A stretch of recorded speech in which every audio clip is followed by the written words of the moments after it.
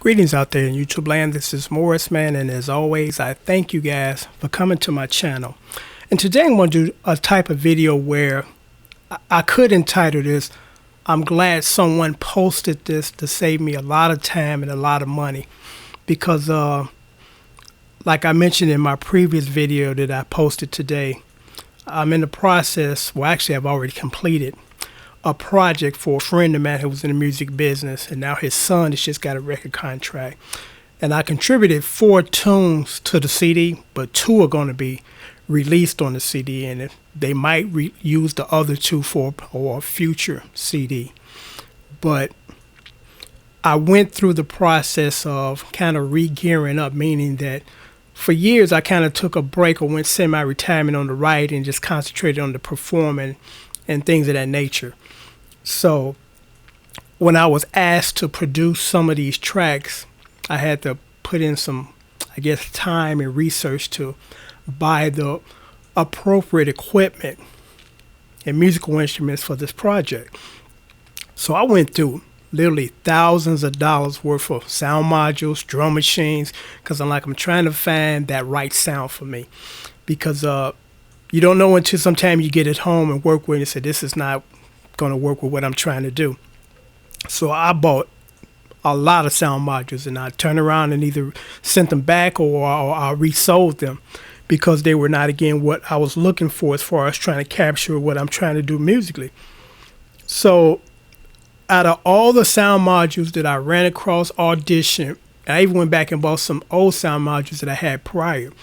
And the only one that I kept out of that group is the Roland JV880. That's a unit that'll never go out of style. I mean, the strings on that thing is just unbelievable. They're just in your face. A lot of presence. I used to work with the SR Wave station back in the day when I was writing charted songs.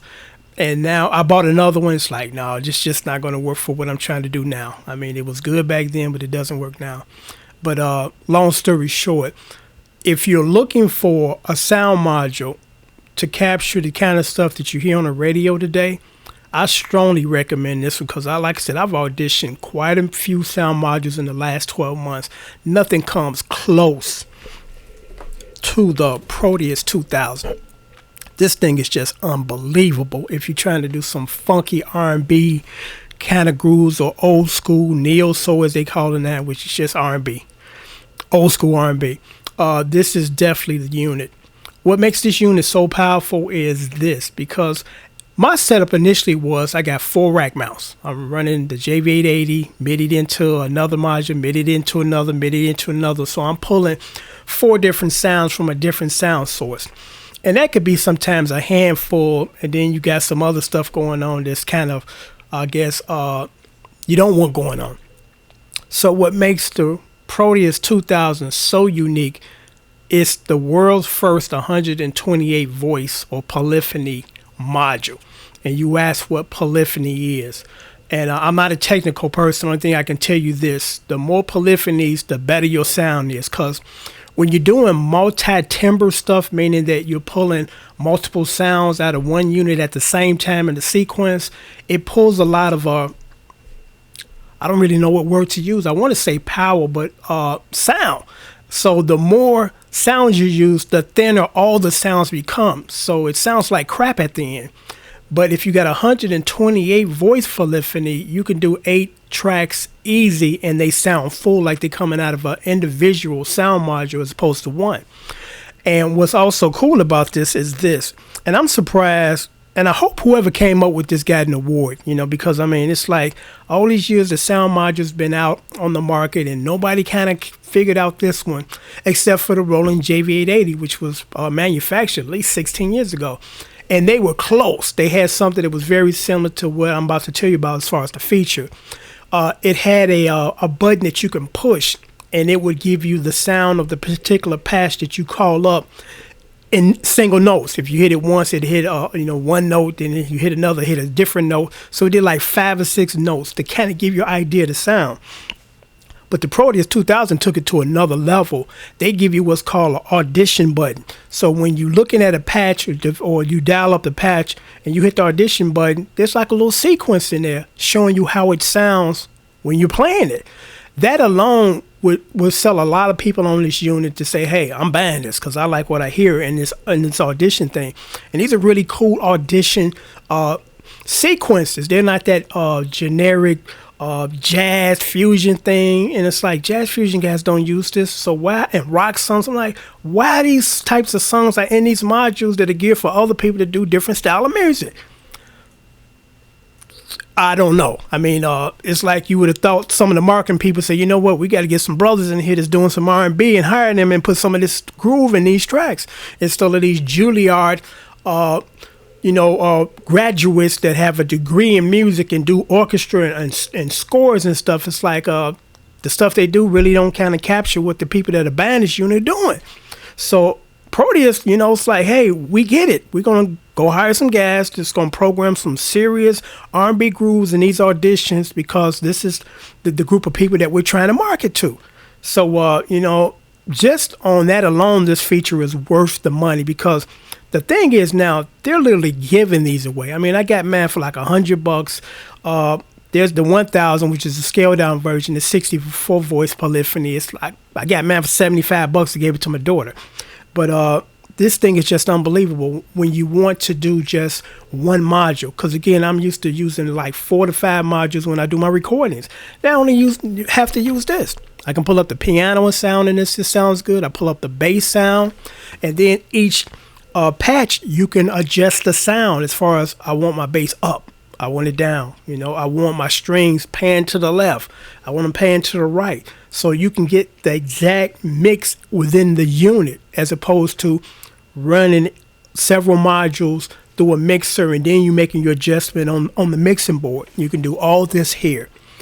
And what's on the back is you get actually 2 MIDI ins and outs. So you can actually run 16 sound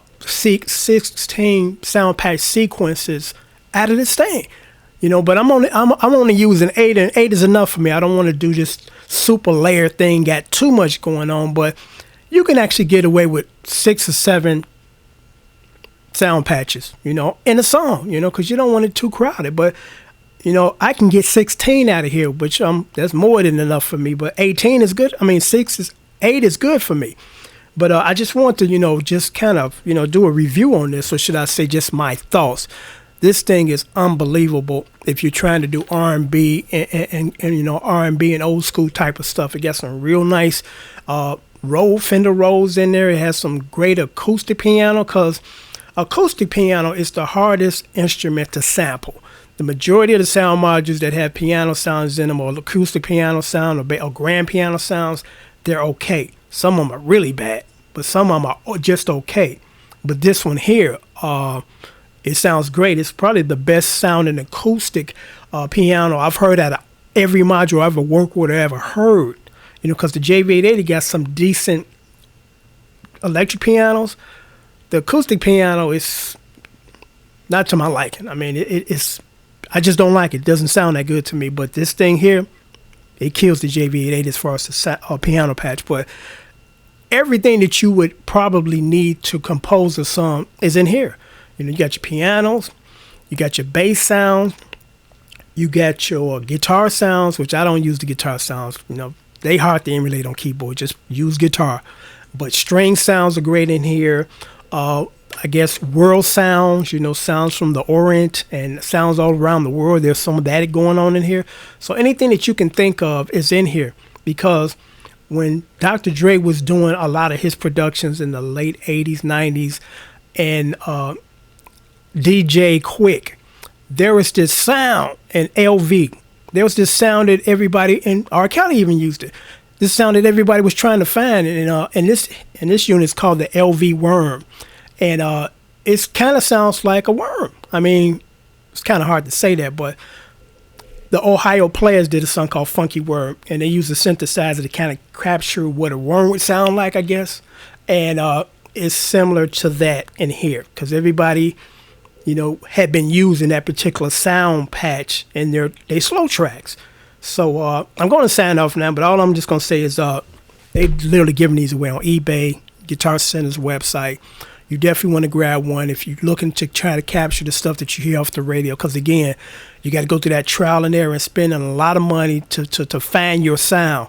Because I had purchased and leased this sound module. It was awful. I mean, if you're doing techno and pop, perhaps you can get away with it. But it was definitely not the module for R&B, slow grooves. But this one here, slow grooves, R&B, up-tempo stuff. It's just, I can't say enough about this unit. So until next time, thank you for watching, and take care. Take care.